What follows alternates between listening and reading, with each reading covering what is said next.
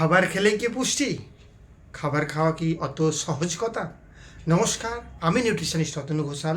আজকে আপনাদেরকে বোঝাবো খাবার খেলেই কি আমরা পুষ্টি পাই। তার মানে আমরা যে খাবার দাবারটা খাই সেটার মধ্যে কি আদৌ পুষ্টি আছে, অথবা যদি পুষ্টি থেকেও থাকে তাহলে আদৌ কি সেটা আমাদের শরীরে ঢোকে? এমন কিছু পয়েন্ট আছে, এমন কিছু কারণ আছে যেগুলো আমরা ফলো করলে আমরা খাবারের মধ্যে থেকে পুষ্টি পাবো, এবং এমন কিছু জিনিস আছে যেগুলো আমরা ফলো করি না বলে আমরা কিন্তু খাবার দাবারের 70-80% পুষ্টি নষ্ট করে ফেলি। আসুন সেই পয়েন্টগুলো কী কী আজকে আমি দেখিয়ে দেবো আপনাদেরকে। যদি পারেন আপনার শরীরে, আপনার জীবনে এইটাকে আপনি পরিবর্তন করে নিজেকে সুস্থ এবং নিরোগ রাখার চেষ্টা করবেন। প্রথম যে পয়েন্টটা আছে সেই পয়েন্টটা হচ্ছে ফাস্ট ইটিং। দেখুন, আমরা প্রত্যেকে খাবার দাবার খাই, কোথাও যাওয়ার জন্য আমরা খুব তাড়াতাড়ি করে খাবার দাবার খেয়ে নিই। তো এই ফাস্ট ইটিং যেটা, খুব তাড়াতাড়ি খাবার, দ্রুত খাবার বা ফাস্ট ফুড, এই দুটো জিনিসই কিন্তু আমাদের শরীরে পুষ্টিগুণ বা নিউট্রিয়েন্টস ভ্যালুকে নষ্ট করে দেয়। তো আজকের পর থেকে আপনি খুব তাড়াতাড়ি খাবার খাওয়া বন্ধ রাখুন, বিরত রাখুন। আপনি ধীরে ধীরে খান, খাবারকে চিবিয়ে চিবিয়ে খান। ধীরে ধীরে খাবারকে চিবিয়ে চিবিয়ে খেলে সেই খাবারের পুষ্টিগুণ পর্যাপ্ত পরিমাণে আপনার শরীরে এন্ট্রি হবে। 2 নম্বর যেটা, সেটা হচ্ছে টিভি দেখতে দেখতে খাওয়া। আমরা অনেকেই, আমাদের অভ্যাস আছে বড়দেরও, যে খাবার সময়, লাঞ্চ বা ডিনারের সময় আমরা টিভি দেখছি, আমরা খবর শুনছি বা অন্যান্য কোনো টিভি শো দেখছি, ফিল্ম দেখছি, মুভি দেখছি। এটা কিন্তু খুব মারাত্মক জিনিস। মানে আপনারা যদি ওই টিভি দেখতে দেখতে খাবার দাবার খান, তাহলে আমাদের খাবার হজম করানোর জন্য যে হরমোন, বা খাবার খাওয়ার সময় যে হরমোন লালারস আমাদের মুখে বা পেটের মধ্যে যে উৎপন্ন হওয়ার কথা, সেটা না হয়ে, কারণ আমাদের পেটের সঙ্গে আমাদের ব্রেনের কানেকশান রয়েছে। আপনার ব্রেন পুরো কনসেন্ট্রেট করছে টিভির দিকে, আপনার মন ওখানে কল্পনার জগতে চলে গেছে, সেখান থেকে কিন্তু এই খাবারটা আপনি ওয়েস্ট করে যাচ্ছেন।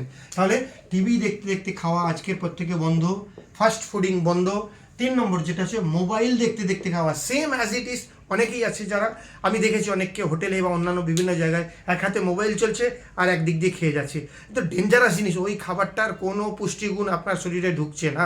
আপনি যদি 100% পুষ্টিগুণের কোনো একটা খাবার দাবার খান, সেটা কিন্তু মাত্র 10-15% আপনার শরীরে ঢুকছে, মাথায় রাখবেন। তাহলে মোবাইল দেখতে দেখতে খাওয়া বন্ধ। এরপর কি, দুঃখে বা শোকে, অনেক মানুষ আছে যারা প্রচণ্ড শোক করে, প্রচণ্ড দুঃখ করে। কেউ মারা গেছেন বা কোনো একটা অ্যাক্সিডেন্ট হয়ে গেছে, খুব শীঘ্রই এমন কিছু একটা ঘটনা ঘটে গেছে, প্রচণ্ড শোকে বা দুঃখে আছেন। ওই সময়ের খাবার দাবার খাবারটা কিন্তু আমাদের শরীরে বিষের সমান।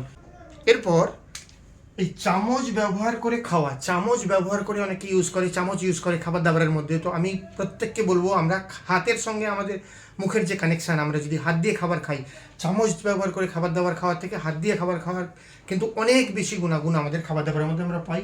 এরপর আছে গিলে গিলে খাওয়া। অনেক মানুষ আছেন খাবার দাবার প্রচুর খাবার খাওয়ার জন্য গিলে গিলে খেয়ে নিচ্ছে, চিবোচ্ছে না। সেখানে আমাদের ডাইজেশন প্রবলেম হচ্ছে, প্লাস সেই খাবারের পুষ্টিগুণটা টোটালি নষ্ট হচ্ছে। এরপর আছে, তাহলে গিলে গিলে খাওয়া বন্ধ। এরপর আছে খেতে বসে জল খাওয়া, খেতে খেতে জল খাওয়া, খাবার পরে জল খাওয়া। অনেকেই আছেন যারা খেতে খেতে জল খান, খাবার পরে জল খান। মাথায় রাখবেন, এই খেতে খেতে জল খাওয়া বা খাবার পরে জল খাওয়া কিন্তু আমাদের শরীরের জন্য বিষ খাওয়ার সমান। আপনারা কিন্তু নিজেই নিজের মরণ ডেকে যাচ্ছেন। ইনডাইজেশন হবে, গ্যাস, অম্বল, বদহজম, আরও অনেক কিছু সমস্যা হবে। এরপর আছে দাঁড়িয়ে দাঁড়িয়ে খাবার দাবার খাওয়া। অনেকেই আছেন যারা দাঁড়িয়ে দাঁড়িয়ে খাবার দাবার খান কনস্ট্যান্টলি, তাড়াহুড়োর চক্করে অনেক সময় দাঁড়িয়ে দাঁড়িয়ে খাবার খেয়ে চলে যান। এই দাঁড়িয়ে দাঁড়িয়ে খাবার খাওয়া আপনার শরীরের জন্য ভীষণ রকম ক্ষতিকারক।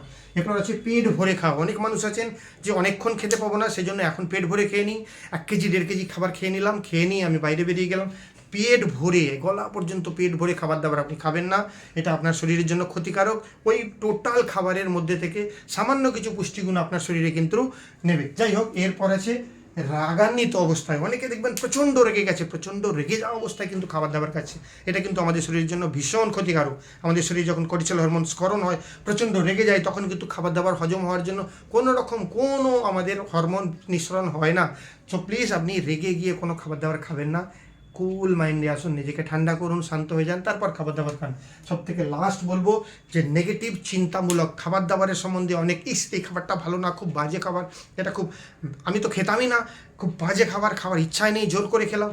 যেটা আপনি খাবেন, ওপরওয়ালাকে, আপনার ঈশ্বরকে প্রার্থনা করে আপনার মুখের সামনে যে খাবারটা পেয়েছেন সেটাকে আপনি ধন্যবাদ দিয়ে ওপরওয়ালাকে, ঈশ্বরকে, প্রকৃতিকে আপনি সেই খাবারটা খান। তার পুষ্টিগুণ আপনার শরীরে ঢুকবে।